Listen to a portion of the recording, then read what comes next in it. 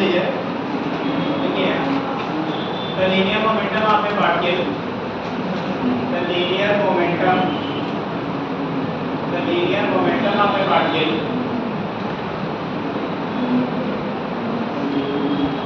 is given as linear momentum of a particle is given as बेटा p की value दी है 2i plus 3j minus k, 2i plus 3j minus k and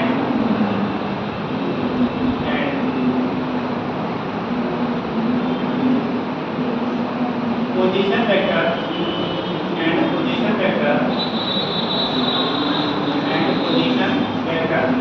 r की जो value given है बेटा, r की value 3i minus j plus 4k plus कितना है बेटा 4k, then determine r की वैल्यू है 3i minus j plus 4k, then determine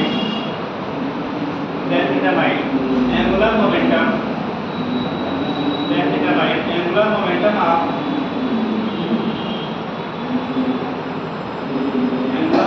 of particle जिसका बॉडी जो भी लिखा हुआ है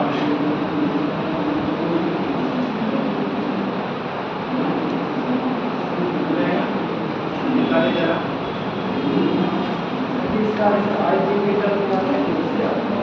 आई के की टर्म में पहले निकालिएगा तो मैग्नीट्यूड भी आप निकाल लीजिएगा।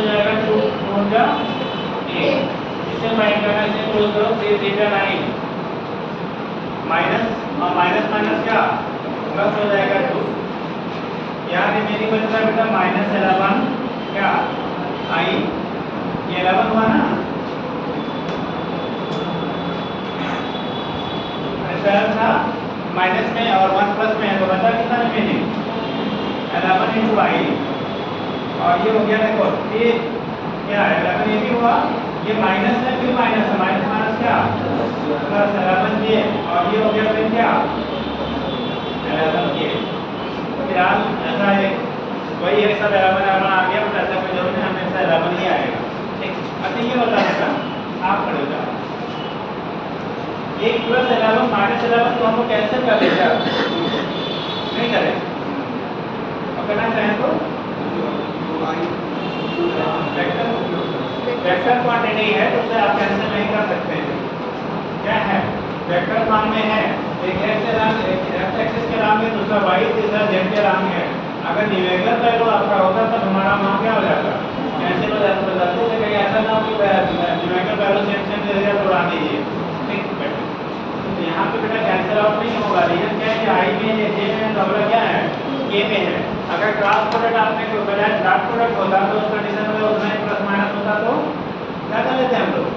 कैंसिल हो जाता है ना, क्योंकि वहाँ पे जब डॉट प्रोडक्ट निकालते हैं तो मैग्नीट्यूड केवल होगा, वहाँ डायरेक्शन नहीं होता है, तो वहाँ पे कैंसिल हो जाएगा। अगर क्रॉस प्रोडक्ट निकालेंगे तो वो हमारा आई जे के करस्पॉन्डिंग होगा, यहाँ पे आपका कैंसिल नहीं होगा। तो कंडीशन आपकी आ जाएगी। ये तो हो गया वेक्टर फॉर्म में। अगर इसका मॉड निकालेंगे, मैग्नीट्यूड निकालेंगे बेटा, तो मॉड ऑफ एल की वैल्यू की रूट -11 का स्क्वायर प्लस 11 का स्क्वायर प्लस 11 का स्क्वायर। 11 का स्क्वायर कितना होता है बेटा?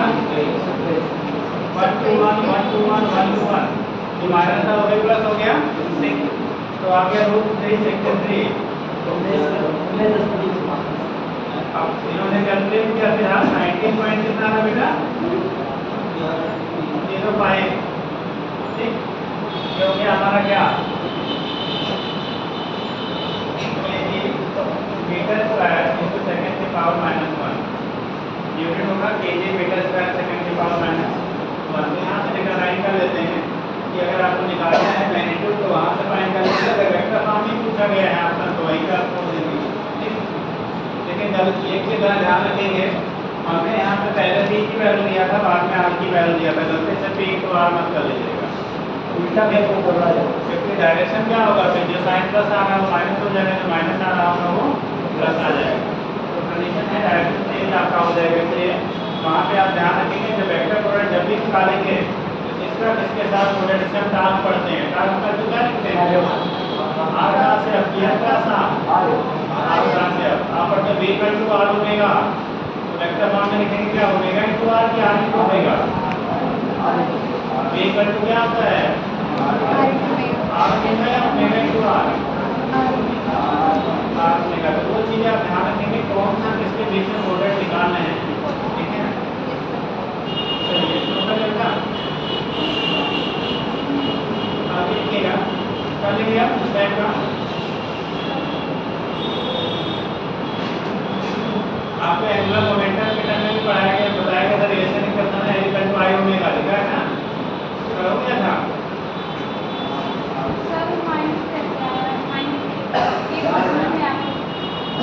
क्या कह रही हो? कौन सा? ये हमने इसको लिया, हमें किसकी वैल्यू चाहिए थी? जे की। जे वाला क्लोज किया, यहाँ से 3 से -1 में मल्टीप्लाई किया तो -3 हुआ। फिर जब नीचे से ऊपर मल्टीप्लाई करते हैं तो ऑलरेडी माइनस लगाते हैं, ऊपर से नीचे माइनस नीचे से ऊपर करते हैं। यहाँ फिर माइनस साइन लगाया तो 4 जा कितना हो गया? 8 हो गया। ठीक, तो 4 जा कितना हो गया आपका? 8 हो गया। उसके बेस पर आप यहाँ से रिप्रेजेंट कर लेते हैं कि हमारा कैसे होगा, यहाँ से डिनोशन हो जाता है, हो जाएगा। चलिए बेटा आगे लिखिएगा। हम लोगों ने पढ़ा था पीछे rate of change of linear momentum is called क्या? फोर्स। तो rate of change of angular momentum लेंगे तो टास्क मिलेगा।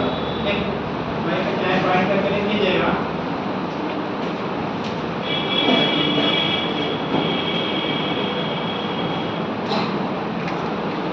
पॉइंट बनाइए आगे। साथ लिखा है, डिफिनेशन में भी हमने लिखा हुआ है। ठीक, लेकिन वहाँ पे जब डिफिनेशन में प्रोडक्ट के टर्म में लिखा था तो इस पर यहाँ पे लिख लीजिए, ये लिखा है स्टार्ट का।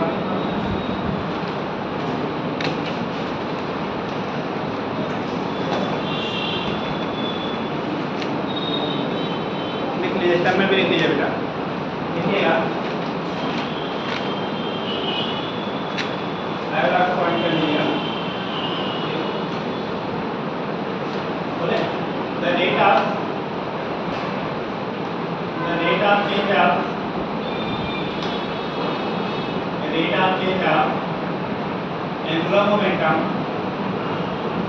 rate of change of angular momentum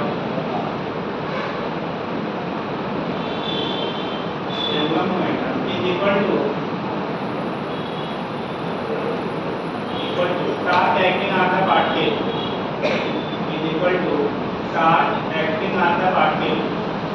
rate of change of angular momentum is equal to charge acting on the particle. Charge acting on the particle, यानी पार्टिकल पे जो चार्ज आपका ऐड करेगा वो rate of change of angular momentum में क्या होगा, बराबर होगा। यानी कि हम लोगों ने पढ़ा है बेटा टाउ की जो वैल्यू होगी ये dl अपॉन क्या लिखेंगे, dt के बराबर होगा। अब देखो dl की वैल्यू थी l इक्वल टू क्या लिखा आपने, r प्लस b, तो यहाँ पे लिखा है बेटा r इंटू dt अपॉन कितना, भाई यार रेडियस जो भी है, जो भी पोजीशन वेक्टर वो कांस्टेंट रहेगा। हमारा वेरिएशन क्या होगा, मोमेंटम में होगा बेटा। देखो मोमेंटम में वेरिएशन की वेलोसिटी चेंज होगी, वेलोसिटी चेंज होने की वजह से मोमेंटम चेंज होगा, ठीक।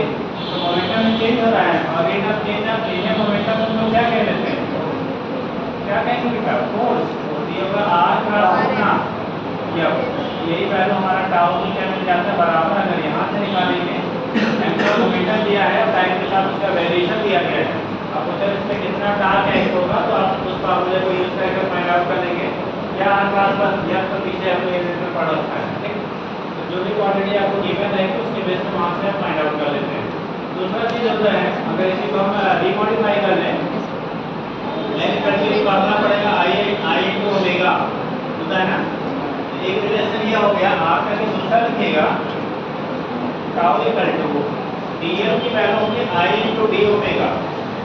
एक मामला l equal to I omega पढ़ा था ना, यहाँ पे dl की जो वैल्यू हो जाएगी ये होगा i इंटू कितना, डी ओमेगा अपॉन कितना, dt। dl अपॉन dt लिखा है ना,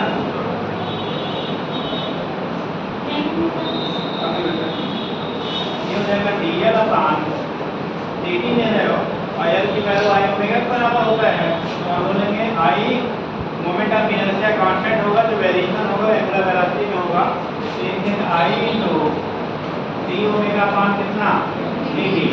और डी ओमेगा अपॉन dt जो आपका होता है, डी ओमेगा अपॉन क्या, dt क्या होता है, उसी को अल्फा कह लेते हैं। तो यहाँ पे टाउ इक्वल टू हो जाएगा i इनटू अल्फा, एक रिलेशन पढ़ा होगा tau equal to i alpha, पढ़ा है ना। तो जिस तरह से p इक्वल टू m भी पढ़ते हैं बेटा, वैसे tau equal to i into क्या हो जाएगा, अल्फा। वहाँ पे हम लोग जो निकलते हैं i इक्वल टू m में पढ़ते हैं, वैसे tau equal to i into क्या होगा, अल्फा। वहाँ पे जो काम मास का आता था वो काम यहाँ पे क्या मोमेंट ऑफ इनर्शिया करेगा, वहाँ जो काम लीनियर एक्सेलरेशन करता है बेटा, वही काम यहाँ पे एंगुलर एक्सेलरेशन करेगा, ठीक। तो सेम उसी पैटर्न पे है, वहाँ पे f इक्वल टू m भी पढ़ सकते हैं, tau equal to i into alpha. i क्या है, आई मोमेंट ऑफ क्या, मोमेंट ऑफ इनर्शिया बोला जाता है। आई जो होता है वो मोमेंट ऑफ क्या होता है, इनर्शिया बोला जाता है। अल्फा क्या होता है बेटा, एंगुलर एक्सीलरेशन होता है, ठीक। नोट कर लीजिए दोनों रिलेशन, इसका भी यूज करते हैं हम, इसका भी यूज करते हैं। जैसा क्वेश्चन आएगा उससे अकॉर्डिंग क्वेश्चन आप यूज कर सकते हैं, ठीक। केमिस्ट्री में डायनामिक स्ट्रक्चर पढ़ लिया ना, तो वहाँ पे एक आपने फोर्स थ्योरी पढ़ी होगी, फोर्स मॉडल पढ़ा है, एंगुलर मोमेंटम पढ़ा है, NH अपॉन 2 पाई पढ़ा है, नहीं पढ़ा तो सुन लीजिए, ठीक है। तो एंगुलर मोमेंटम जो होते हैं वहाँ पे मामला पढ़ते हैं NH अपॉन 2 पाई, यानी कि इलेक्ट्रॉन के दीवारों में 2 ऑर्बिट, ठीक। तो क्या angular momentum will be integral multiple of h upon 2 पाई, पढ़ा है। कितने में करेंगे बेटा, इलेक्ट्रॉन न्यूक्लियस के सराउंडिंग केवल उन्हीं ऑर्बिट में रोटेट कर सकते हैं जिनके लिए एंगुलर मोमेंटम की वैल्यू जो होता है h अपॉन 2 पाई के होल इंटीग्रल मल्टीपल के बराबर होता है। यानी कि पूर्ण क्या कहेंगे, पूर्ण होता है पूर्ण के बराबर हो, यानी कि उसका होल इंटीग्रल मल्टीपल के बराबर हो। उसके हम लोग क्या करते थे, वहाँ से निकाल देते थे किसका, एंगुलर मोमेंटम रिलेशन। उसी के बेस में अगर यहाँ पे हम लोग बात कर लें, वहाँ पे लिखते हैं हम लोग क्या फार्मूला, NH अपॉन 2 पाई, NH अपॉन क्या 2 पाई। उस टर्म में भी आपको क्या अगर रिलेट करना है तो हम लोग यहाँ से फाइंड कर लेते हैं क्या वैल्यू होगा एंगुलर मोमेंटम का। यहाँ से लोग कर बेटा फिर अगला पॉइंट बोले।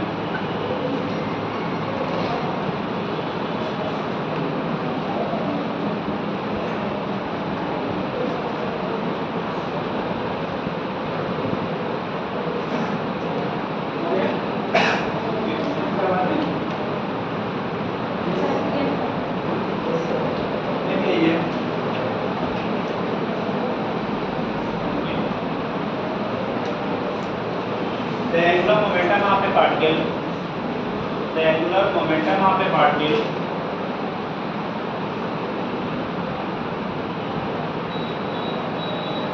the angular momentum of a particle, angular momentum of a particle is given is time dependent, angular momentum of a particle is time dependent, कैसा होता है time dependent है, which is time dependent, which is given as m की value दिया बेटा 4i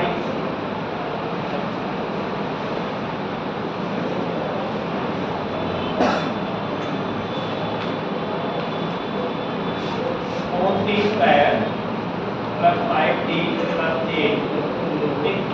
angular momentum की जो value दी गई है 4t square plus 5t plus 8, और यूनिट क्या होता है एंगुलर मोमेंटम का बेटा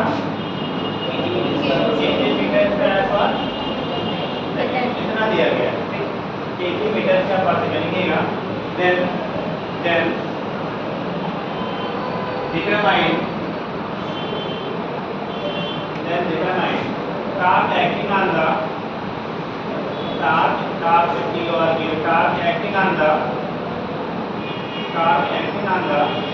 particle at t equal to 2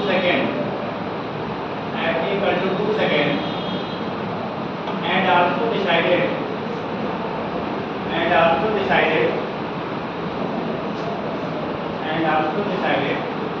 torque is time dependent or not, torque is time dependent or not, आपको ग्रुप में मैसेज तो दिया होगा, इस मंथ में भी रेगुलरली अवेलेबल फिजिक्स केमिस्ट्री चलेगा, लगातार वो चल जाएगा, ठीक है।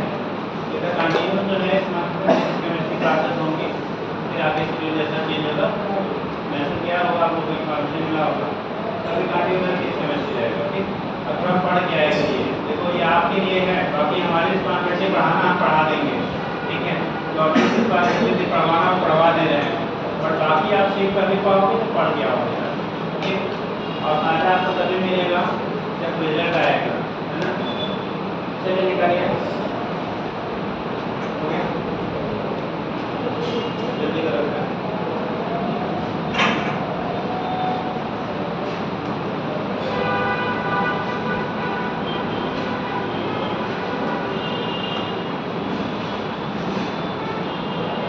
अटेंडेंस शेड्यूल नहीं हो गया, इनका नहीं होता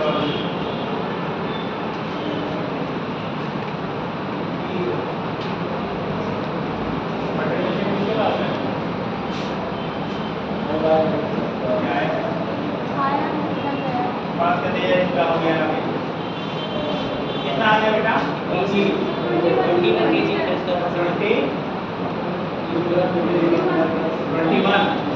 टाइम डिपेंडेंट आर नॉट, देखो कैसे करेंगे बेटा। अगर हम लोग इसको रखते हैं डिफरेंशिएट करेंगे, क्योंकि हमें टास्क जो है dl/dt है ना, तो टाइम के साथ आप इसको डिफरेंशिएट कर दीजिए तो आपका निकालोगे जो टाउ होगा, टाउ इक्वल टू आएगा बेटा dl/dt, तो d/dt एल की वैल्यू आपको दी गई है 4t square plus 5t plus कितना 8। जब टाइम के साथ इसको डिफरेंशिएट करेंगे तो पावर क्या होता है, पावर कहाँ जाता है मल्टीप्लायर के फॉर्म में, और पावर में एक प्लस होगा कि एक माइनस होगा, आप बता दो, माइनस हो जाएगा। तो आपका देखो पहला 4t स्क्वायर अपॉन dt करेंगे तो 2 इंटू 4 इंटू क्या बचेगा t के पावर 2 माइनस 1 बचेगा 1, तो दैट इज 2 4 का 8 सीधे लिख लो।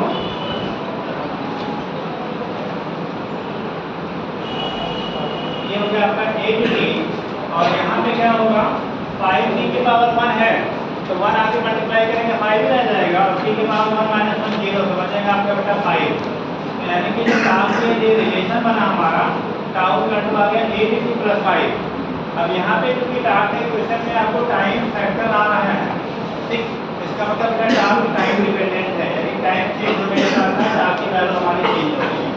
अगर यहाँ पे टाइम इस इक्वेशन में नहीं आता तो हम लोग कह देते टाइम इंडिपेंडेंट होगा।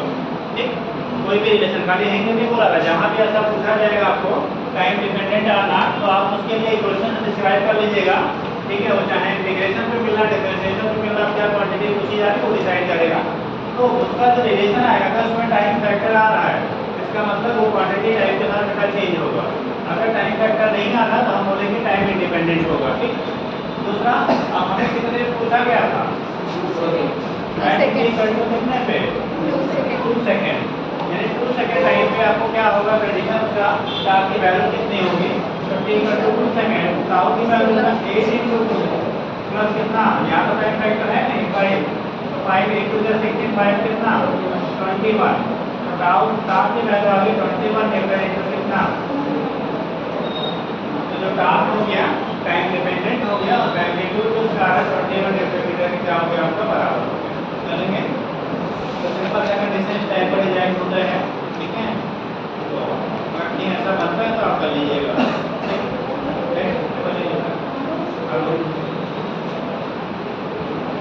हो गया इतना, आगे लिखिएगा लिखिएगा। अगर एक सिस्टम आप पार्टिकल है बेटा और उसके एंगुलर मोमेंटम की वैल्यूज गिवन है अलग अलग हैं तो टोटल सिस्टम का एंगुलर मोमेंटम जो आपका होगा सभी के वेक्टर सम से क्या करेंगे आप, जैसे हम लोग वहाँ पे टास्क वगैरह या फोर्स की वैल्यू आप पढ़े थे, आपका ये इलेक्ट्रोस्टैटिक पढ़ेंगे सुपरपोजिशन ट्रांसफर वगैरह वेक्टर में भी आप पढ़ते हो। तो अगर कहीं वेक्टर क्वांटिटीज हैं और कई फैक्टर्स उस पर लग रहे हैं तो जनरेट वैल्यू सभी के वेक्टर सम के बराबर हो देते हैं। ठीक, तो नेक्स्ट लिखिएगा पॉइंट करके, देखिए the angular momentum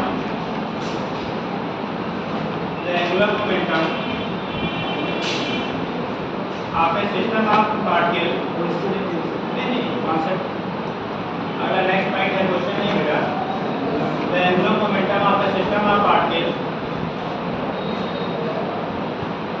is equal to vector sum of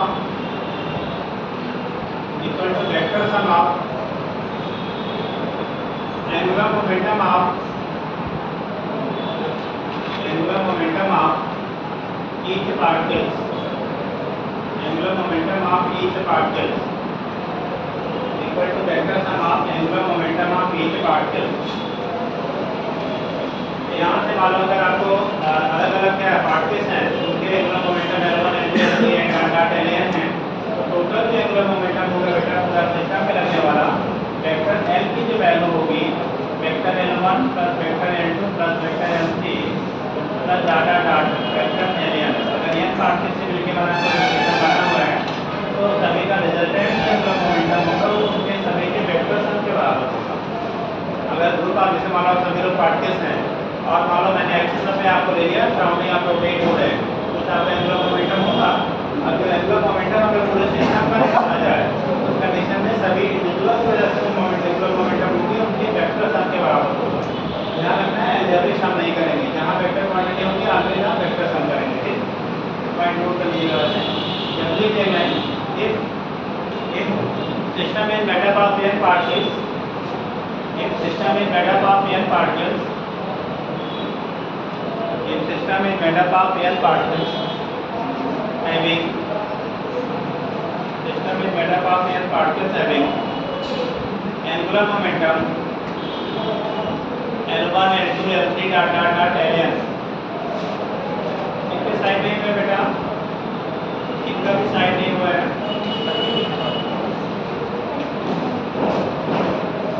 L1 L2 L3 dot क्या Ln, ठीक है। Then net angular momentum L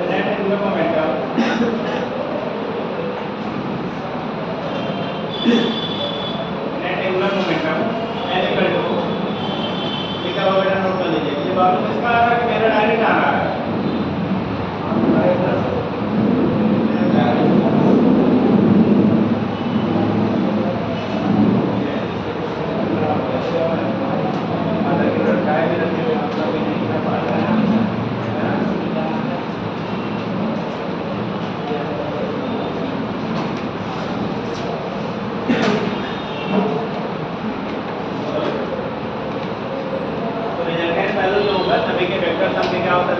बराबर हो गया। ठीक, तो रिजल्टेंट का वैल्यू आपका होगा सभी के वेक्टर सम को क्या उसमें कंफ्यूजन मुझे होता है कि आवाज़ आ रही होगी तो उससे कराने हम दोनों बोलते हैं और लेकिन पता वो काम ही नहीं करना है।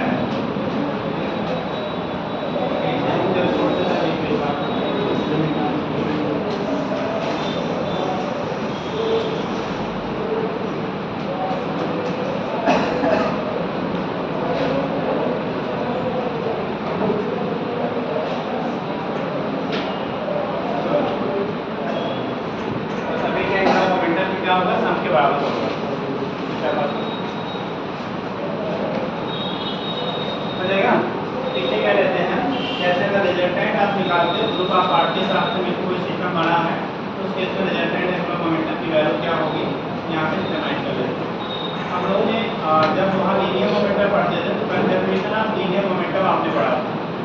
याद करिए कंजर्वेशन ऑफ लीनियर मोमेंटम। ठीक, बोला जाता था if no external force is applied on the system then linear momentum of the particle will always क्या कंजर्व। मतलब हिंदी में कहते हैं बेटा अगर बाहर से कोई फोर्स नहीं लगाते हैं तो जो लीनियर रेखीय संवेग बोलते हैं रेखीय संवेग जो सिस्टम का होता है हमेशा क्या रहेगा नियत रहेगा, यानी कि जो इनिशियल होगा वही फाइनल होगा। ऐसे ही जब हम लोग एंगुलर मोमेंटम की बात करते हैं तो बोला जाता है if no external torque is applied on the system then angular momentum of the system will be remains conserve. Initial angular momentum equal to final angular momentum. जो इनिशियल रहेगा वही फाइनल रहेगा, उसी को कंजर्वेशन ऑफ एंगुलर मोमेंटम कहा जाता है। तो रीडिंग कर लीजिएगा law of conservation of angular momentum, law of conservation of angular momentum, law of conservation of angular momentum. आपने वहाँ न्यूटन सेकंड लॉ यूज किया था ना, वैसे यहाँ Newton second law in rotational motion हम लोग कहते हैं बेटा। जो टॉर्क की वैल्यू आपकी होगी किसकी वैल्यू होगी टॉर्क की वैल्यू होगी वो हमारा किसके बराबर हो जाएगा कितने पर होगा। जो टॉर्क हम अप्लाई करेंगे अगर टॉर्क की वैल्यू अप्लाई नहीं हो रही तो dl/dt की वैल्यू 0 होगी और किसी क्वांटिटी का डिफरेंशियल अगर 0 होता है बेटा पूरे फिजिक्स या कहीं भी आप पढ़ते हो तो क्वांटिटी कांस्टेंट रहता है। अगर किसी भी क्वांटिटी का डिफरेंशियल 0 है तो क्वांटिटी कैसा रहेगा कांस्टेंट रहेगा। तो dl/dt की वैल्यू 0 होगी तो उस कंडीशन में L की वैल्यू कांस्टेंट होगा, यानी इनिशियल जो एंगुलर मोमेंटम होगा वो फाइनल एंगुलर मोमेंटम के क्या हो जाएगा बराबर हो जाएगा। तो लिख लीजिएगा क्या कंजर्वेशन ऑफ एंगुलर मोमेंटम लिखिएगा if no external torque is applied, if no external torque is applied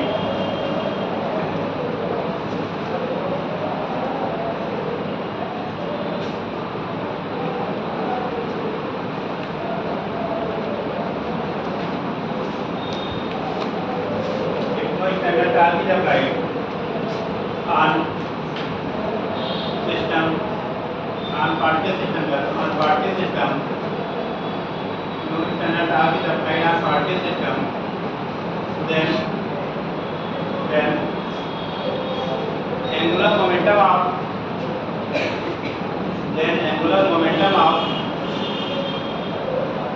system will be remains conserved. Then angular momentum of system will be remains conserved. Angular momentum of system will be remains conserved. According to Newton's second law of rotational motion, according to Newton's second law of rotational motion,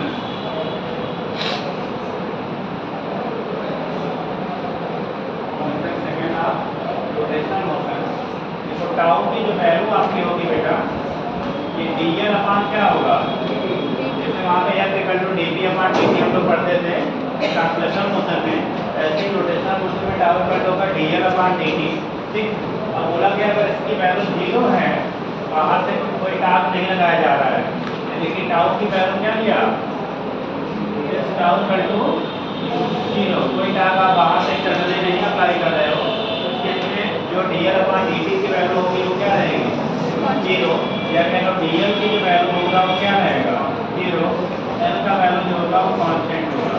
L का value constant होने का मतलब L initial equal to कितना, L final, और L equal to आपने relation पढ़ा था आई two omega, पढ़ा है हमने बताया कि एल इक्वल टू कितना, आई टू ओमेगा। जैसे आप p equal to m p पढ़ते थे ना, ऐसे यहाँ पे एल की वैल्यू क्या पढ़ेंगे हम लोग, आई ओमेगा। तो आई वन ओमेगा का कितना जाता बेटा, equal to I two omega two. I one omega one equal to क्या हो जाएगा, I two omega two. I one omega one की वैल्यू जो होगी आई टू ओमेगा टू की क्या हो जाएगा, इक्वल हो जाता है। दिखा दीजिएगा।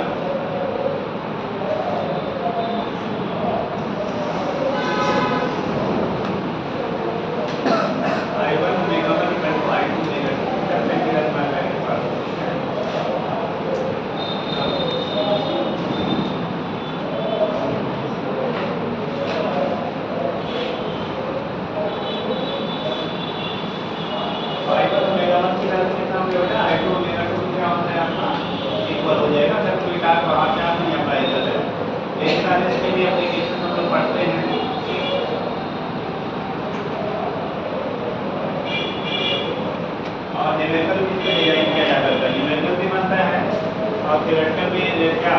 एग्जाम्पल्स आपसे इसको देते हैं कि आपको किए जाते हैं। जैसे हो गया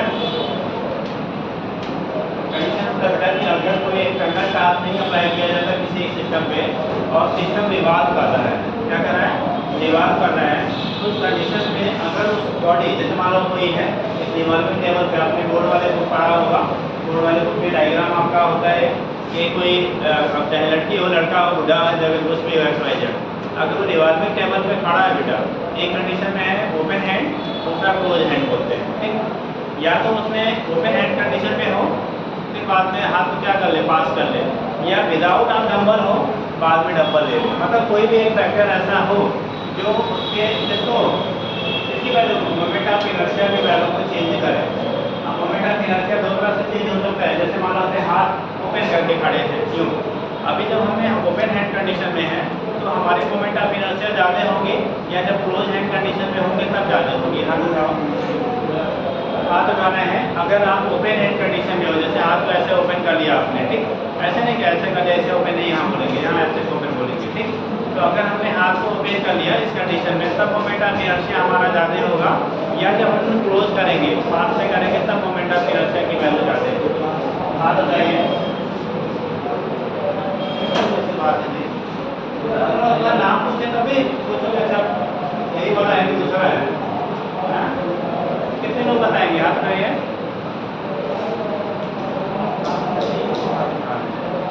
आप कुछ बोल रहे हैं उसके बाद भी हाथ नहीं आपको उठ रहा है। पास में रहेगा तो मोमेंट ऑफ इनर्शिया ज़्यादा रहेगा, दूर रहेगा तो कम हो जाएगा। चलिए हाँ जी, आपने हाथ उठाया था नहीं उठाया, अरे उठा दिया चलिए। जैसे बाबा रामदेव बुढ़े होने पहले घुमाना शुरू कर देंगे। हाँ क्या जी, हाँ जी आगे नहीं किया मोमेंट ऑफ इनर्शिया ज़्यादा होता है। कौन हाथ उठाया था, कौन था जी, कितना शर्माते हैं लोग बता रहे हैं।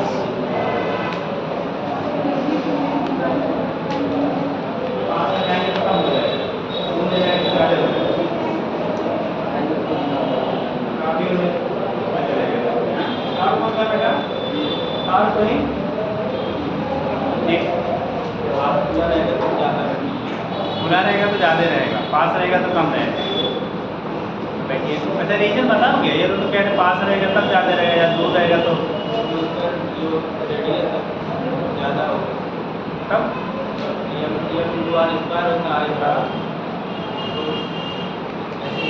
ज़्यादा नहीं और लगा रहे हैं, ये भी नहीं बताया, बैठिए अभी आपके बात को जी आप कुछ बताएंगे, इनके कान में आप कुछ बता रहे थे, कोई बता दीजिए उनके कान में बता रहे थे जी, कब ज़्यादा कब कम, हाँ तो ऐसे रहेगा तब, तो आप ही ने उनको गाइड किया। पहले वो बोले थे फर्स्ट टाइम में जब दूर रहेगा तब ज़्यादा होगा, पहले ही हो रहा पास में थे। चलिए ठीक है, दोनों में तो साथ ही सेम ही सोते थे उसका। चलिए देखिए बेटा, moment of inertia simple formula हम पढ़ते हैं हमारे पार्ट के सिस्टम के लिए। चार पार्ट के नहीं एक पर्सन होता है, बट आपको समझाने के लिए हम ले लेते हैं। मान लो अभी हम क्लोज हैंड कंडीशन में ठीक, अभी हमें तो हमारी जो मैक्सिमम डिस्टेंस ये है ठीक, और कोई मोटा होगा थोड़ा होगा, बस इतना अंतर होगा। अब जब आप ओपन हैंड कंडीशन में करेंगे तो ये पोर्शन तो रिमेन्स अपनी पोजीशन पे है, इसकी वजह से मोमेंट ऑफ इनर्शिया कोई चेंजेस नहीं होंगी बेटा। लेकिन ये हैंड जो हमारे इतने क्लोज था, अभी क्या हुआ, इसका हमारा centre of mass mid point पे हम ले रहे हैं। तो जो सेंटर ऑफ मास इसका यहाँ पे लाई कर रहा था, अभी कहाँ लाई कर रहा है, यहाँ लाई कर रहा है। जब यहाँ लाई कर रहा है तो आर की वैल्यू क्या हुई, दोनों हैंड्स की वजह से आर की वैल्यू बढ़ी, और जब वहाँ बढ़ी तो एम आर स्क्वायर क्या करेगा, बढ़ेगा। मोमेंट ऑफ इनर्शिया बढ़ेगा कि घटेगा जी,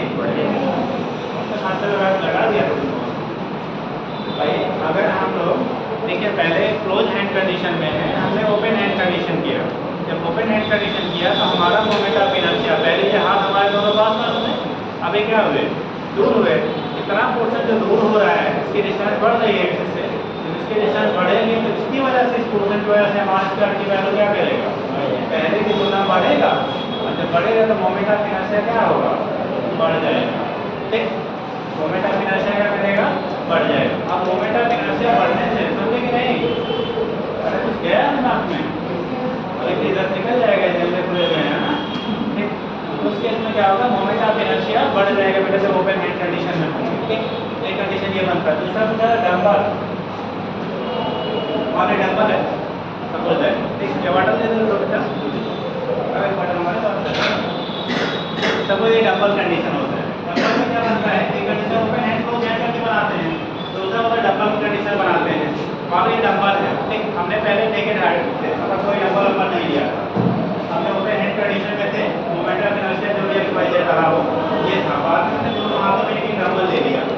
जब डंबल ले लेंगे तो अब मोमेंट ऑफ इनर्शिया बढ़ेगा या घटेगा, हाँ अब बढ़ेगा कि घटेगा जी, हाँ घटेगा ना। आप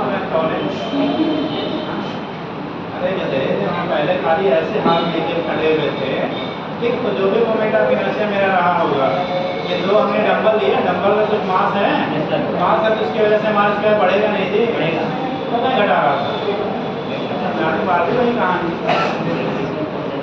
उस केस में क्या होगा, मोमेंट ऑफ इनर्शिया की वैल्यू क्या करेगी, बढ़ जाएगी।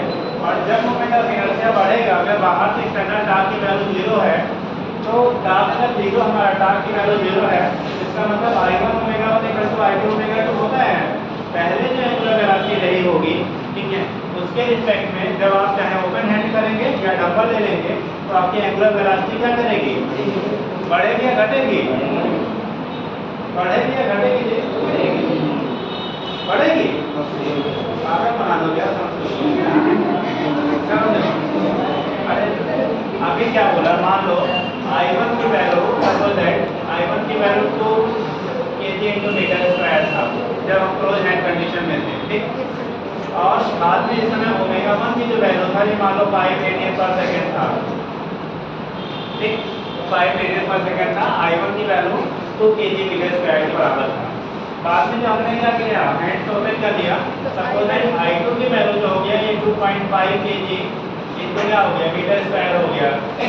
तो ओमेगा 2 की वैल्यू अगर आप निकालोगे बेटा,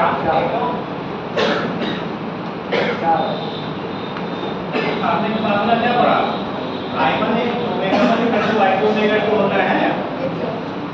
I1 की वैल्यू 2 था, ओमेगा 1 5 था, I2 की वैल्यू 2.5 हो गया, ओमेगा 2 फाइंड करना था, तो ओमेगा 2 5 को जैसे n अपान कितना 2.5 कितना आ जाएगा, बढ़ा के घटा जी, और थोड़ा सा बढ़ जाएगा। अरे एक क्वांटिटी में बात गलतियाँ होती है, एक क्वांटिटी बढ़ेगा तो दूसरा वाला बेटा घटेगा। हमेशा अगर दो का प्रोडक्ट कांस्टेंट है तो एक क्वांटिटी को बढ़ाओगे तो दूसरी क्वांटिटी क्या करेगी, घटेगी। जैसे मान लो ये दो लोग बैठे हुए हैं, अब इनका मास मान लो कितने की लीजिए बेटा, होगा 48, आप कितना 40, मान लो 40 किलो की है। अब इनका मास उठा के इन पर कर दिया गया, इनका घटेगा तो इनका बढ़ेगा ना, एक घट रहा है तो दूसरा क्या करेगा, बढ़ेगा। जब हम लोग मल्टीप्लिकेशन में लेते हैं, अगर एक क्वांटिटी जिस रेशियो में घटेगी, दूसरी क्वांटिटी उसी रेशियो में क्या करेगा, बढ़ेगा। ठीक, तो अगर आई की वैल्यू बेटा बढ़ रही है तो ओमेगा की वैल्यू क्या करेगा, घटेगा। दोनों साथ साथ नहीं बनेंगे, दोनों का कोऑर्डिनेट कांस्टेंट है। ठीक है, क्या रहेगा जी? चलिए तो क्वेश्चन लीजिए, क्या लिखा था? हाँ, क्या लिखा? आएगा तो लेगा नहीं, फिर तो आई तो लेगा। ठीक है, आप लोग ले लीजिए, एग्जाम्पल कर लीजिए। एग्जाम्पल इसी तरह से आप देखते होंगे बेटा, अगर कोई भी चीज है क्या, अब आप लोगों ने किसी ने ऐसा गेम तो खेला ही नहीं होगा। कितने लोगों ने नदी के पुल से नदियों में कूदा है या तालाबों में कूदा है? कूदने वाला आंसर तो बहुत सारे यार, लेकिन ऊपर से कूदते हैं ना, क्या करते हैं, ऐसे में खाली हाथ लगा दिया, कूदे हो, कूदते समय जब नीचे आते तो क्या कंडीशन होती है, सांस रुक जाती है।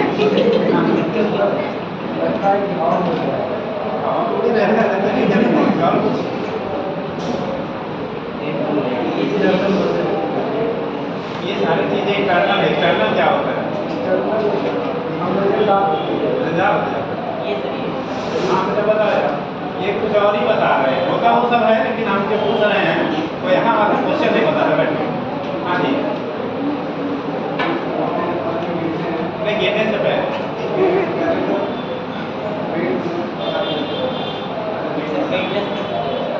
वेटलेस फिल्टर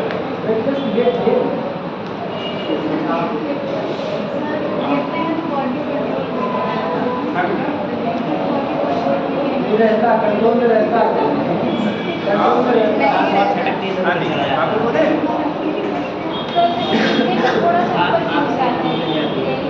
बोलते तो ऊपर जाते चलो देख लो बेटा, देख लो बहुत सारे चलो कहानी बता रहा हूँ। कहने का मतलब ये होता है जब आप कूदते हैं ना तो रोटेट होते हुए नीचे आते हैं, अगर हाइट से कूदते हैं तो रोटेट होते हैं ना तो हमारा क्या, ये पैर थोड़ा सा फोल्ड हो जाता है, और फोल्ड होते हुए सर्कुलेट होते हुए हम लोग नीचे आते हैं। और जितना आपका सर्कुलेशन आपका एनर्जी का आप लेंथ को अपना रिड्यूस करेंगे, ठीक है, फोल्ड करके, उतना आपका एंगुलर वेलोसिटी रोटेशन का बढ़ जाता है। हाँ, उतना ही आपको नीचे गिरने के बाद चोट कम आता है। और अगर पूरा सीधे से कूद जाओगे ना तो बड़े सही चोट आता है। जिन्होंने कूदा होगा देखा होगा ना, अगर आप सीधे कूदते हो तो उस समय आपको चोट कम ज़्यादा आती है, और अगर आप फोल्ड होकर कूदते हैं तो उसके लिए आपको चोट कम आती है, स्पीड आपकी एंगुलर बढ़ जाती है, आप नीचे जा सकते हैं। तो ये एग्जाम्पल आपको इसी काम कर सकते हैं। लिखिए एग्जाम्पल, लिखिए बेटा, एंगुलर वेलोसिटी आप angular velocity of revolution of planet, angular velocity यही कंडीशन होता है जो प्लैनेट रिवॉल्व करते बेटा, जब हमारा पास में होते हैं तो एंगुलर वेलोसिटी बढ़ जाती है, जब दूर होते हैं तो एंगुलर वेलोसिटी क्या होती है, घटती है। लिखिएगा angular velocity of revolution of planet around the sun, angular velocity of revolution of planet around the sun. Planetary motion पढ़ा हुआ है आपने, प्लैनेटरी मोशन पढ़ा है, आप देखते होंगे आपने वहाँ पे पढ़ा लॉ ऑफ एरिया या एरिया वेलोसिटी, कैसा होगा याद है? प्लैनेटरी मोशन जब आपको पढ़ाया गया होगा तो लॉ ऑफ एरिया पढ़ाया गया होगा, एरिया वेलोसिटी सेकंड लॉ के प्लस। तो वहाँ पे कंडीशन क्या होता था, जब आपका प्लैनेट पास होता है तो जो एंगल सेट होता है वो ज़्यादा होता है, क्योंकि एरिया को हमें सेम रखना होता है, और जब दूर होता है तो एंगुलर वेलोसिटी की वैल्यू कम होती है। यानी कि जब प्लैनेट दूर होगा सबसे बेटा तो इसमें एंगुलर वेलोसिटी की वैल्यू कैसी होती है, कम होती है, क्योंकि आर की वैल्यू ज़्यादा है तो यानी आई की वैल्यू उसका ज़्यादा होगा। और जब पास होता है तो उस केस में एंगुलर वेलोसिटी की वैल्यू क्या कर जाती है, इंक्रीज कर जाती है, क्योंकि आई की वैल्यू क्या होता है, इंक्रीज कर जाता है। अरे याद करो, ऐसे कुछ आपने प्लैनेटरी मोशन पढ़ा रहा होगा, आपका सन कहीं आपका एक फोकाई पे होते हैं, जब प्लैनेट हमारा दूर होगा, कहाँ होगा, प्लैनेट दूर होता है तो उसके इसमें अगर मान लो यहाँ से ए से बी तक जाने का इंडिकेट ई है तो एंगल सेट एरिया मान लो θ1 है, उतने ही टाइम में जब प्लैनेट पास में होता है तो यहाँ पे जो एंगल सब्सिट करेगा θ2, ठीक। अगर ये सी से डी तक जा रहा है, यहाँ पे लाइट देंगे पीटी है, तो इस केस में आपने पढ़ा था एरिया वेलोसिटी, एरिया सेट जो दोनों साइड का होगा कैसा होगा, साइड चेंज से मतलब इक्वल होता है, याद आया कुछ? ठीक। अब देखो यहाँ पे उतने टाइम में केवल इतना है कि सस्टेन कर रहा हो, यहाँ उतने ही टाइम में इतना है कि सस्टेन कर रहा है। और आप एंगुलर वेलोसिटी पढ़ा होगा, omega equal to d theta upon कितना, dt, या कहते हो थीटा अपान क्या लेते हैं, t। तो जहाँ थीटा ज्यादा है तो दोनों सेम है, जिसके लिए थीटा ज्यादा है वहाँ एंगुलर वेलोसिटी क्या ज्यादा है। अब ज्यादा होने पर अगर प्लेनेट आप मान लो यहाँ पे है तो इसकी दूरी ज्यादा है ना, तो यहाँ पे I1 अगर मोमेंट ऑफ इनर्शिया है, प्लेनेट यहाँ पहुंचा, तो अगर इसका मोमेंट ऑफ इनर्शिया I2 है, देखो I1 ज्यादा होगा तो ओमेगा 1 कम, I2 ज्यादा कम होगा तो I2 क्या ओमेगा 2 ज्यादा होगा। ठीक। एक बढ़ेगा बेटा तो दूसरा क्या करता है, घटता है। दूसरे चीज स्टेटमेंट पूरा कर लीजिए, क्या लिखा है बेटा, कैसे बोले पूरा करिए। Regular velocity of revolution of the planet around the sun, ठीक, in an elliptical orbit, in an elliptical orbit, in an elliptical orbit, E double L I P T, ये elliptical orbit increases when the planet comes closer to the sun, when the planet comes closer to the sun due to moment of inertia of planet, due to moment of inertia of planet decreases, moment of inertia of planet decreases when it, moment of inertia of planet decreases when it moves towards perigee, towards perigee। आपने पढ़ा होगा, अगर पढ़ाया गया होगा, एक apogee होता है, दूसरा perigee होता है, याद है? तो what is apogee and perigee? जो फार्दर पोजीशन होता है इसे एपोगी बोलते हैं बेटा, देखो, और ये जो क्लोजेस्ट पोजीशन होता है इसे पैरेगी बोला जाता है। सन का जो जब लेटरल ऑर्बिट में रोटेट होता है प्लैनेट, जब सन से सबसे क्लोजेस्ट जो डिस्टेंस होता है उसे हम लोग पैरेगी बोलते हैं, और सन से सबसे फार्दर डिस्टेंस पे जब आपका प्लैनेट होगा उसी को नाम देते हैं एपोगी। क्या मतलब से एपोगी, एपोगी एंड पैरेगी पोजीशन होता है। तो जैसे जैसे ये पैरेगी पोजीशन की तरफ, पैरेगी का क्या मतलब क्लोजर पॉइंट, तो गड़बड़ कर देगा, वहाँ हम अपना नीचे लैंग्वेज ध्यान रख लेते हैं। तो वर्ड क्या लिखा है, पैरेगी ब्रैकेट में क्लोजर इन, ठीक। Word closure in, moment of inertia reduces, moment of inertia reduces हो जाएगा। मोमेंट ऑफ इनर्शिया की जो वैल्यू आपकी होती है क्या कर जाएगी, रिड्यूस कर जाएगी, ठीक। इसके बेस पर हम लोग दिखा देते हैं कैसे वैल्यू चेंजेस होंगी, उसके बेस पर देखिए। दूसरा लिख लीजिएगा,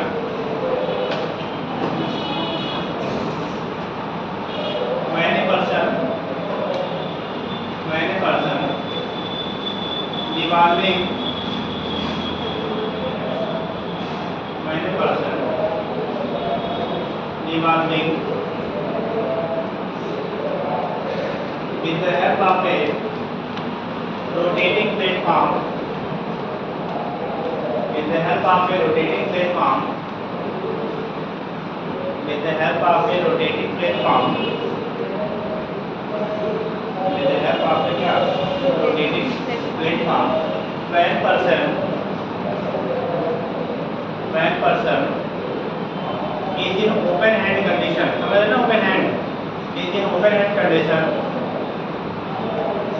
when person is in open hand condition, then its angular velocity, will be lesser, and when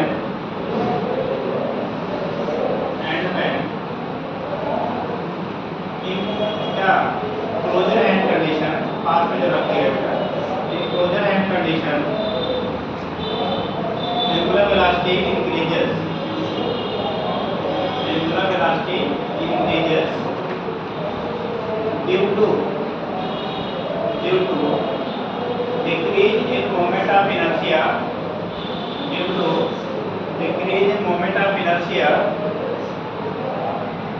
due to decrease in moment of inertia in closure hand condition.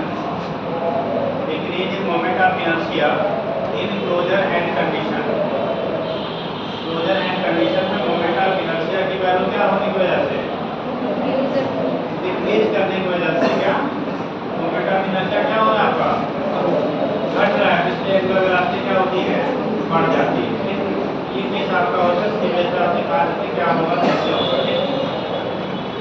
तो बेटा आप इसी के बेस पे आप निकालते हो टाइम ऑफ रिवोल्यूशन आपने पढ़ा था वहाँ पे T square directly proportional to r cube. क्या आपसे कैपिटल फार्मूला पढ़ा था ना T square directly proportional to किसके आर क्यूब। ये टाइम पीरियड ऑफ रिवोल्यूशन जो प्लैनेट का होता है राउंड किसके वो जैसे जैसे सेंटीमीटर एक्सिस की रेडियस बढ़ती है वैसे वैसे वहाँ पे वैल्यू क्या करता है आपका इंक्रीज करता है। ठीक, तो वो सारी चीज़ें जो आपकी होती है वहाँ पे थोड़ा डिफरेंस कर लेते हैं क्या होगा आगे लिखिएगा। समझिए जो भी इस पॉइंट पे कॉन्सेप्ट को रिलेशन बनेगा वो सब कंजर्वेशन ऑफ एंगुलर मोमेंटम की बेस पर हम लोग डिस्कस करेंगे। जो भी क्वेश्चन है पहले क्वेश्चन जल्दी से कर लीजिए पहले बहुत लगा लेते हैं। देखिए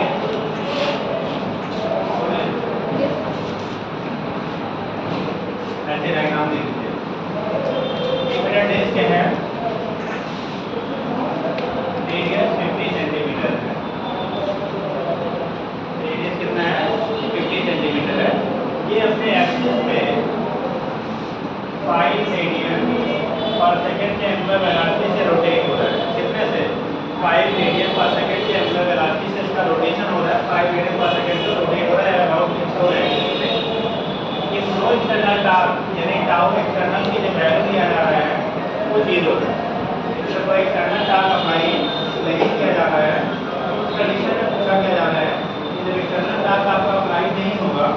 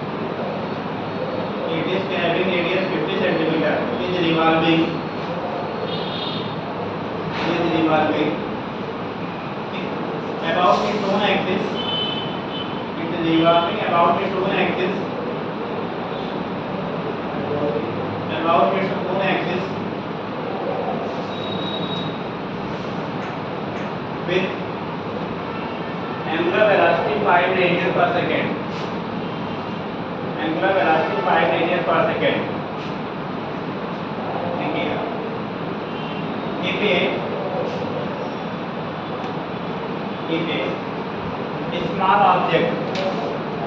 if a small object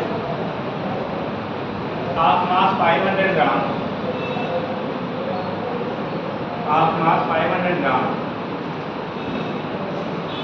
is put near to the periphery of the disc,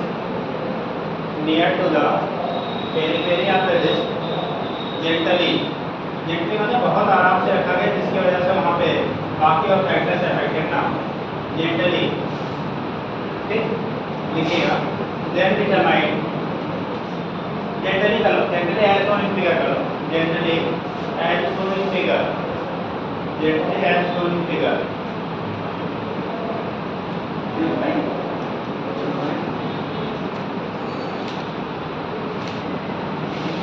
gently as shown in figure. If no external charge is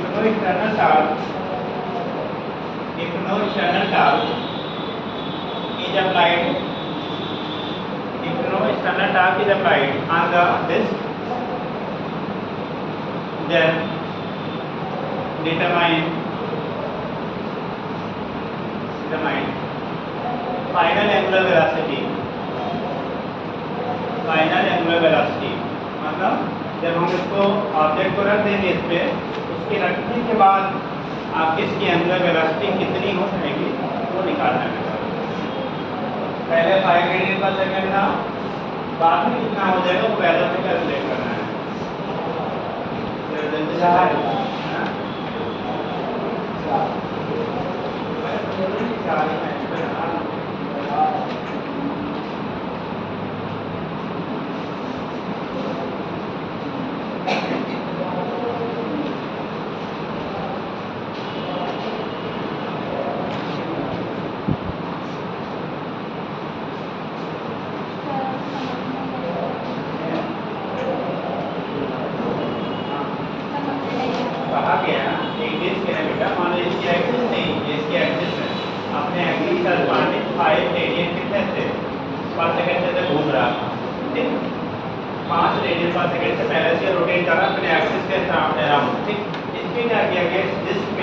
बाहर से कोई टार्क अप्लाई नहीं किया जा रहा है, मतलब ना कोई उसके सपोर्ट में कोई टार्क लग रहा है, ना तो अपोजिट कंडीशन लग रहा है।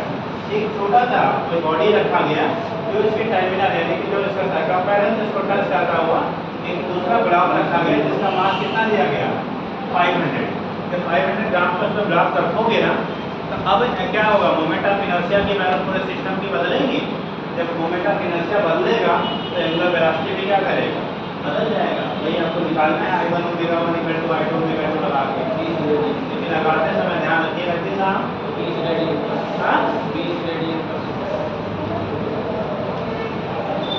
तो गाड़ी में 2 आदमी बैठने की बजाय 20 बैठे तो ज़्यादा स्पीड से चलेंगे। जैसे पंखा है चल रहा है, मान लो जिस एंगुलर वेलोसिटी से, इसे हम दोनों लटक दिया जाए और से चलेगा 2 रेडियन पर सेकेंड। आपका 20 आया, इनका 2 आया, 10 गुने का अंतर है भाई।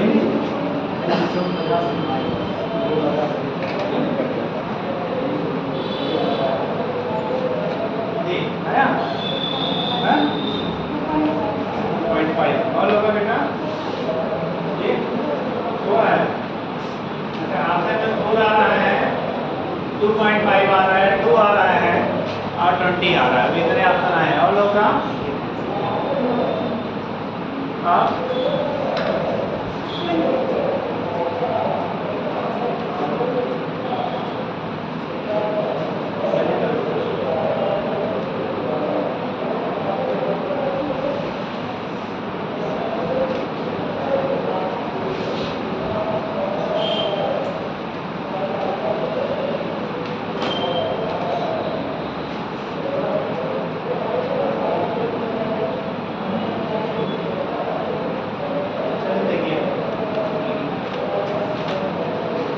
मान लो इसका मोमेंट ऑफ इनर्शिया जिसका आपका I1 था, पहले I1 था, एंगुलर वेलोसिटी ओमेगा 1 था, बाद में लोगों ने लगा दिया I2 इंटू ओमेगा 2। अरे I2 की वैल्यू जो होगी वो I1 तो है ही है ना, I1 भाग थोड़ी गया।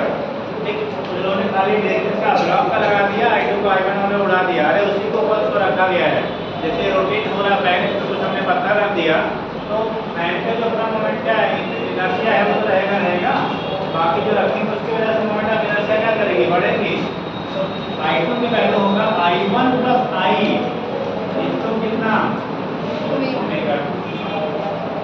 I1 जो अपना है पहले से वो तो है ही है, और जो एडिशनल हमने पुट किया उसकी वैल्यू हो जाएगी। अब सुनो जरा, दिस के लिए मोमेंट ऑफ इनर्शिया पे एक्सिस के अबाउट कितना बताया गया था, दिस का moment of inertia about its own axis 2/5 half m square है, हाफ स्क्वायर राइट तो आपने पढ़ा था। फार्मूला इसीलिए बनाया गया था भैया, हाफ कितना एम स्क्वायर इंटू ओमेगा पर अभी रखेंगे बेटा, बाद में हो जाएगा हाफ एम स्क्वायर तो अभी भी है। ये पार्टिकल जो रखते हैं ना, जो बॉडी है ऐसे पार्टिकल मान के करेंगे, और पार्टिकल की इससे डिस्टेंस जो होगी वो हम 50 सेंटीमीटर ही लेंगे बेटा। ठीक, ये हो जाएगा प्लस पार्टिकल सिस्टम के लिए मोमेंट ऑफ इनर्शिया हमने पढ़ा था m इंटू आर स्क्वायर, ये हो जाएगा m into r square into omega 2। Value put करिए, आप m की वैल्यू 2 लीजिए थी, r की वैल्यू 50 सेंटीमीटर पर 0.5, आर स्क्वायर इंटू ओमेगा 1 की वैल्यू 5 रेडियन पर सेकेंड था। ठीक, बाद में क्या हो रहा है, आप मास की वैल्यू इसका वाला तो वही रह जाएगा 2 इंटू 0.5 का होल स्क्वायर। ठीक, और दूसरे वाले का मास है 500 ग्राम, 0.5 केजी हो जाएगा, 500 ग्राम को किलोग्राम में बदलेंगे 0.5 केजी। आर की वैल्यू कितनी बेटा, 50 सेंटीमीटर इंटू 0.5 का होल स्क्वायर। ये पूरा इंटू ओमेगा 2 हमें निकालना है। यहाँ से 2 टू कैंसिल, 5 का 0.5 का स्क्वायर 0.25 और 0.25 इंटू 5 तो 525 इंटू 5 125, इसमें दो डिजिट लगा दो 1.25। यहाँ भी ये वैल्यू वही है, ये वैल्यू आ जाएगी 1. कितना, यहाँ पे आपका यहाँ आ गया है 0.5 का स्क्वायर लगा दीजिए। ये वैल्यू अपने ट्राई करेंगे तो ये हमारा हो गया 1. कितना 25। इस वाले वैल्यू को करो, देखो 0.5 इंटू 0. कितना 25, इस पूरे का मल्टीप्लाई बाय ओमेगा 2 है। फिर आपका हो जाएगा 1.25 और इसका मल्टीप्लिकेशन आएगा कितना 0.125, 3 डेसिमल हो जाएगा ना वहाँ पे, इंटू ओमेगा 2 इक्वल टू 1.25। यहाँ कुछ सुना है क्या, एक मिनट बेटा, ये वाला हमारा 5 से 25 पे आया था। अरे ये वाला मल्टीप्लिकेशन जो हमने निकाला था ना, ये वाला जो रखते हैं, ये 5 वाला यहाँ ओमेगा को मल्टीप्लाई करने के बाद इतना आया था। अब खाली जो मोमेंट ऑफ इनर्शिया निकालोगे तो हाफ हाफ कर दिया है, 0.25 है, 0.25 है, ये हो गया 0.25। अब यहाँ से दोनों को ऐड कर लो तो आएगा 0.375 इंटू ओमेगा 2 इक्वल टू 1.25। ओमेगा 2 निकालोगे तो 1.25 अपान 0.375 डिवाइड तो कितना आ रहा बेटा, ऊपर होगा 125 अपान 37.5, 25 से काटेंगे 25 5 से 55, 25 बचा कितना 12 5। अब यहाँ से डिवाइड कर दो, अंदर से 45, 3 पॉइंट बचेगा 5 में लिखने के लिए। इसी का आंसर आया था बेटा 50.33 रेडियन पर सेकेंड। किसी का आया था कितने लोग का बनाओ 3.33 रेडियन, पहले तो 4 से बोल रहे हैं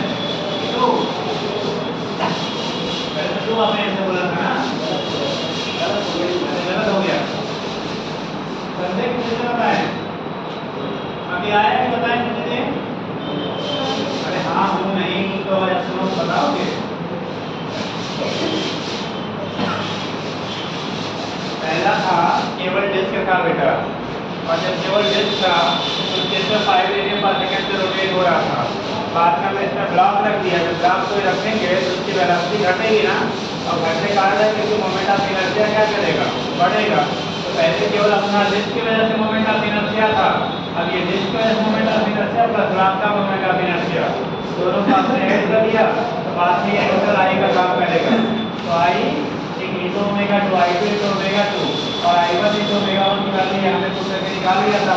ओमेगा 2 निकालना था तो इसमें आपने डबल फैक्टर से डिवाइड किया करो, ये आ जाएगी। कौन सा विषय?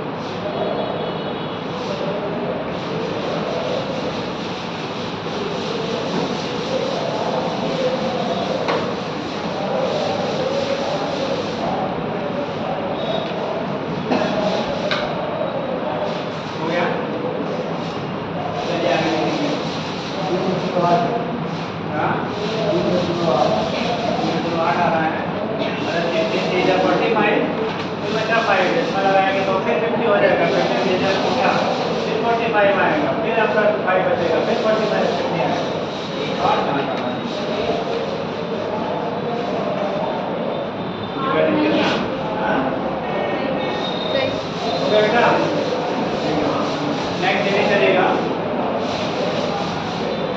Work energy and power. पहले लिखो work done in rotational motion, work done in rotational motion.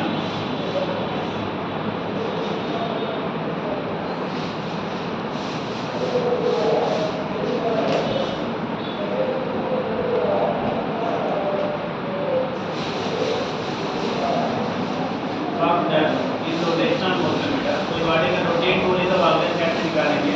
जैसे ट्रांसलेशनल मोशन में W इक्वल टू लिखा था आपने F into ds, dW equal to F into ds, या W equal to integration F into ds किया। Same इसके pattern पे यहाँ पे W हो जाएगा tau into d theta, tau into कितना d थीटा, टाउ हो गया फोर्स की जगह पे और d थीटा हो गया ds की जगह पे। तो लिख लीजिएगा इसे body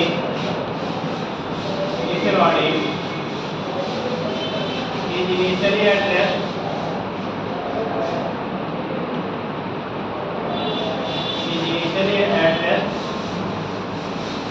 and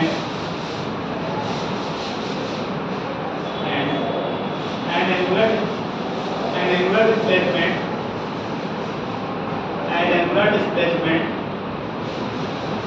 d theta, and angular displacement d theta is produced, angular displacement d theta is produced, angular displacement d theta is produced due to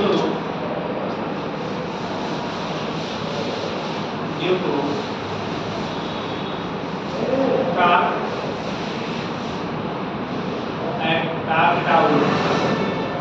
tau acting on them, torque tau acting वाले processing को 500 ग्राम का रखिएगा, वो single मास रखिएगा, क्या sir ऊपर zero होता है। आर की वैल्यू जीरो ले लेते हैं, तो लेंगे तो साइज क्या है ना, उसके वजह से मोमेंट ऑफ इनर्शिया कुछ होता नहीं, मोमेंट ऑफ इनर्शिया नहीं कुछ होगा, उस कंडीशन में क्या होता है, जब वैल्यू आएगा ओके बेटा। पहला स्टार्ट आउट लिखिए, then work done on the body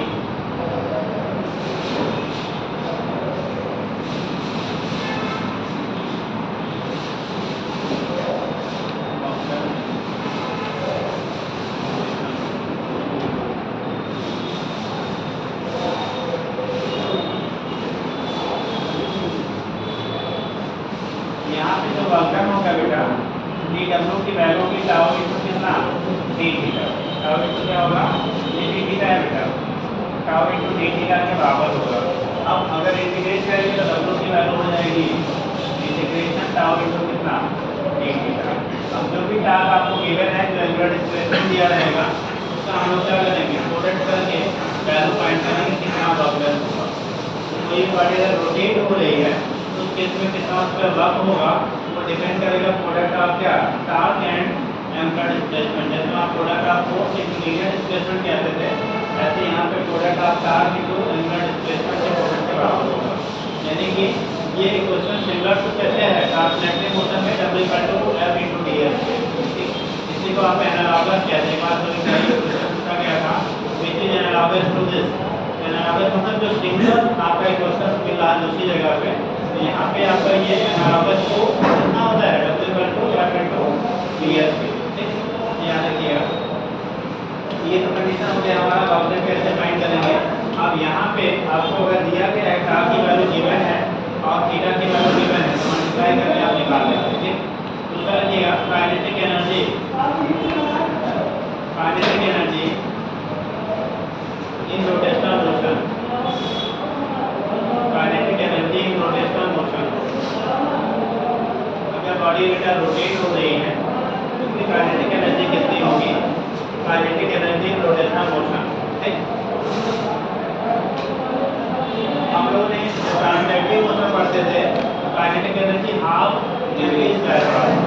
ठीक, क्या पढ़ा था, हाफ mv स्क्वायर पढ़ा था बेटा। और उसी को दूसरा रिलेशन पढ़ा था मोमेंटम ऑफ इलेक्ट्रिक सिस्टम में हाफ p इनटू v, और तीसरा रिलेशन पढ़ा था p स्क्वायर अपॉन 2m। याद करिए बताया गया था काइनेटिक एनर्जी के रिलेशन बेसिक जो प्राइमरी लेवल से पढ़ते हैं हाफ mv स्क्वायर, जैसे जानना है काइनेटिक एनर्जी तब वही फार्मूला पढ़ा। ठीक, दूसरा आपने पढ़ा था कि जो काइनेटिक एनर्जी होता है, अगर mv को हम लोग mv स्क्वायर को mv इनटू v में कन्वर्ट कर लेते हैं, mv इक्वल टू p हो जाएगा, तो हाफ p इनटू v बनाया गया था।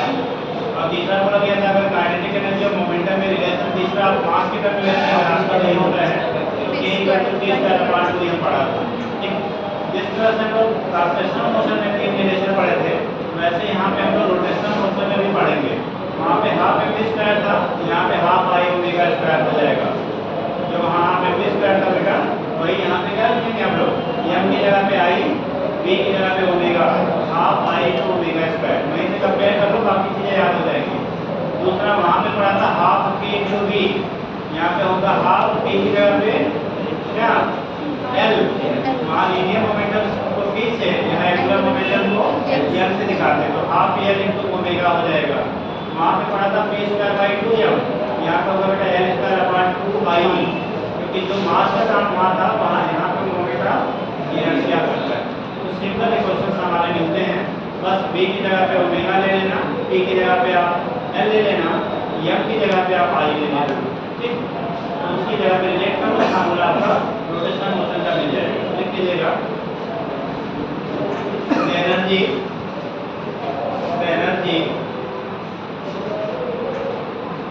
which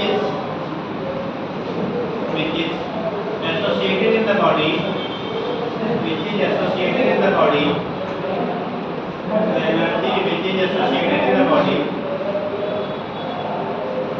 due to its rotational motion, due to its rotational motion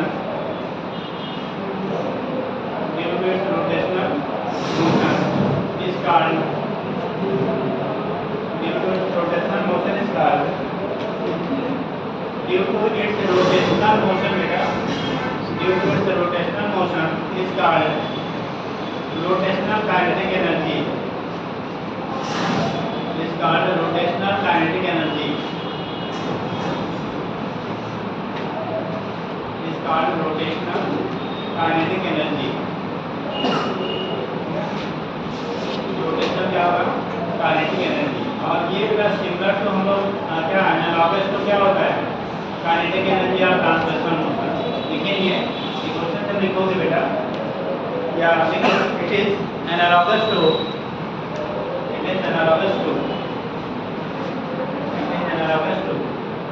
इसका एनालॉगस टू देखिए kinetic energy of, it is analogous to kinetic energy kinetic energy और translational motion, kinetic energy और translational motion and given as, देखो दोनों हम लोग साथ में कंपेयर करके लिख देते हैं बेटा, ठीक। एक वाला बना लो, एक में लिख दो ट्रांसलेशनल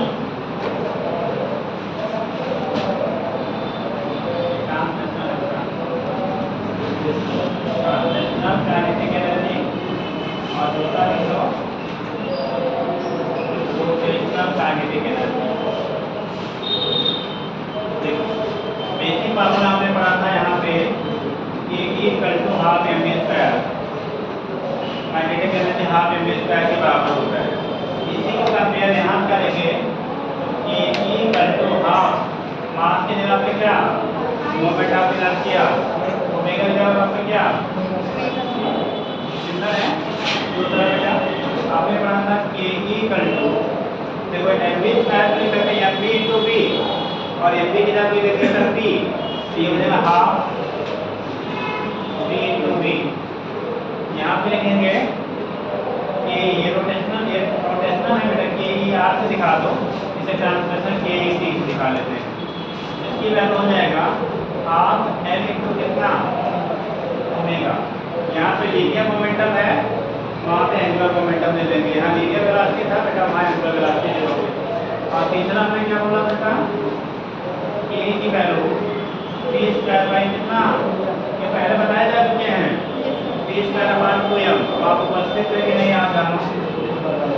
ये रोटेशनल की वैल्यू आएगी हाफ p की जगह पे क्या l स्क्वायर अपान m की जगह पे क्या i, या इसी से l स्क्वायर अपान y कर सकते हैं। तो ये तीन रिलेशन हमारे हो गए रोटेशनल के, इनके करस्पॉन्डिंग ये तीन रिलेशन थे ट्रांसलेशनल वाले। इस तरह से हम लोग कंपेयर कर लेते हैं, इसलिए कहा जाता है एनालॉगस आपके होते हैं। समझ गए कितना हो गया। अब इसी तरह जल्दी से काइनेटिक के पावर भी पढ़ लीजिए,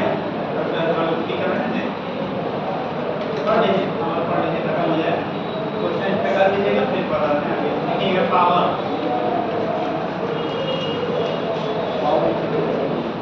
हम लोग वहाँ पे पढ़े थे बेटा rate of doing work is called power.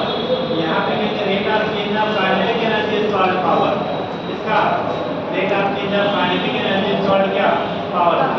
Rotate हो रहा है, उसके पास काइनेटिक एनर्जी होगी, तो लिख लीजिएगा power in rotational motion, power in rotational motion. अगर बॉडी रोटेट हो रही है तो पावर क्या होगा, power in rotational motion.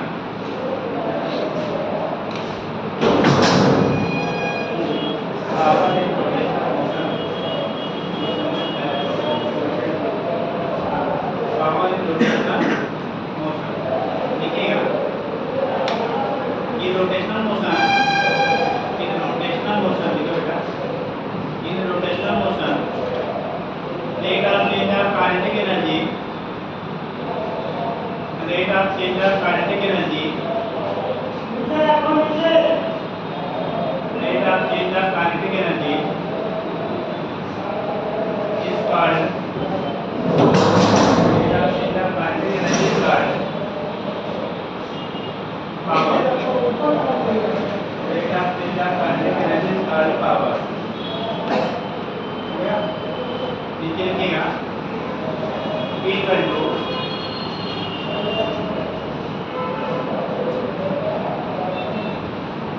Power in rotational motion. P की वैल्यू करेंगे तो वहाँ पे हम लोग कहते थे क्या d/dt, यहाँ d की रोटेशनल अपान क्या dt हो जाएगा। देखेंगे बेटा P इक्वल टू d के e रोटेशनल अपान, ये आ रहा है बेटा रोटेशनल अपान कितना dt। और अभी हम लोगों ने रोटेशनल क्या kinetic energy half I omega पढ़ा, कितना पढ़ा हाफ आई ओमेगा पढ़ा। तो वहाँ पे d/dt into half I omega square में क्या हो जाएगा बराबर हो जाएगा। उसको रख लेंगे आप d/dt into half I into omega square. चलो इसी को मॉडिफाई करेंगे बेटा हम लोग, ओमेगा स्क्वायर को नहीं करते, ओमेगा इनटू कितना ओमेगा लिख सकते हैं। तो एक वाले को डिफरेंशिएट कर लीजिए, एक वाले को क्या करिए आप डिफरेंशिएट करिएगा एक ओमेगा को, तो मिलेगा आपका कितना half I into omega square. अब जब डिफरेंशिएट करेंगे तो उसको half I into omega into D omega upon कितना डी टी कर लीजिए। इसको हम दो पार्ट में तोड़ लेते हैं। जैसे पी कट लिखा कि क्या डी के रोटेशन अपान डी टी, रोटेशन कार्य के लिए हाफ आई ओमेगा स्क्वायर है, इस ओमेगा स्क्वायर को ओमेगा इंटू ओमेगा में कन्वर्ट कर दिया।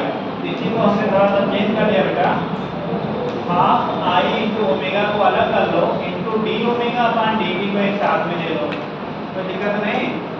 और D omega upon D T क्या कहलाएगा, एक आपकी का नेबुला वेलोसिटी क्या कहलाता है, नेबुलर एक्सीलरेशन, क्या बोलते हैं उसे नेबुलर एक्सीलरेशन। कंडीशन ये हो जाएगा v equal to half I into omega into कितना अल्फा के क्या हो जाएगा आपका बेटा बराबर हो जाएगा। ठीक एक मिनट का इसकी जबरदस्त हो जाएगा। हमने इसको तोड़ा है ना,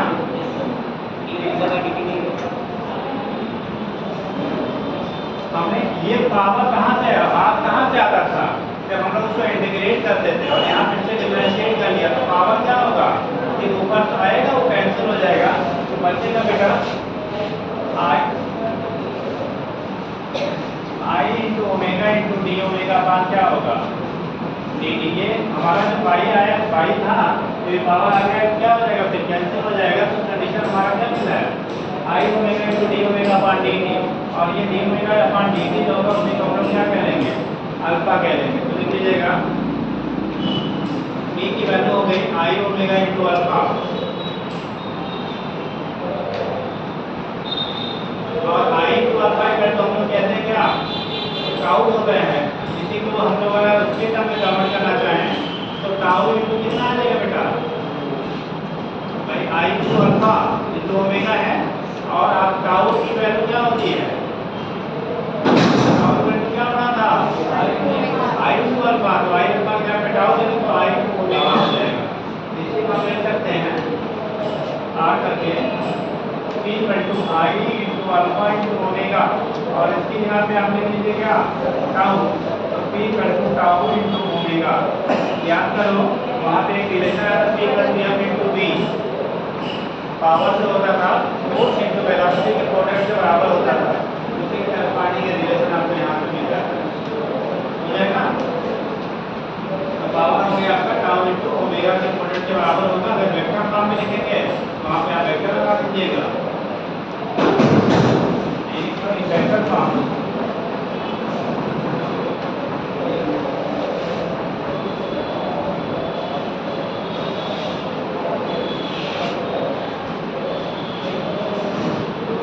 करेंगे। इसे बता दें या समझ गए, देख लो p इक्वल टू होता है कि रेट ऑफ चेंज ऑफ क्या काइनेटिक एनर्जी, काइनेटिक एनर्जी का रोटेशन है के E R upon D T, और के ई की वैल्यू का हमने पढ़ा था हाफ आई ओमेगा स्क्वायर होता है अपान डी टी। इसको जब हम लोगों ने कन्वर्ट किया तो आई omega into D omega upon कितना हुआ डी टी, ये दोनों हमारा बाई कट जाएगा तो बचेगा D omega upon D T को अल्फा कहते हैं। तो p equal to I omega into alpha हो गया, और आई अल्फा को एक साथ में ले लिया तो p equal to I alpha into omega, I alpha बराबर टाउ होता है तो p equal to tau into omega, और इसको वेक्टर फॉर्म में करेंगे तो टाउ इंटू क्या हो जाएगा वेक्टर टाउ इंटू ओमेगा के प्रोडक्ट क्या हो जाएगा बराबर। इसका कर लीजिए क्वेश्चन आपको जो वेक्टर रूप में मिल जाएगा बेटा। ठीक, फिर उसके बाद आगे का आपको कैसे रोलिंग स्लिपिंग बाकी कंडीशन क्या होगी वो सारी चीज़ें कर लीजिए। इतना कर डालिएगा क्वेश्चन नंबर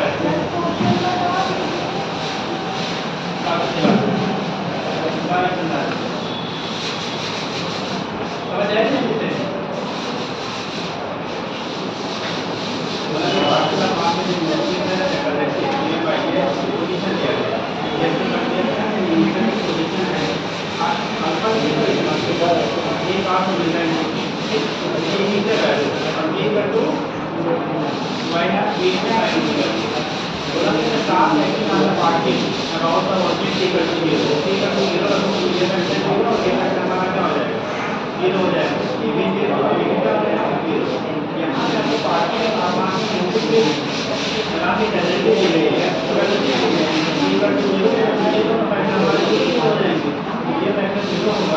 यहाँ पे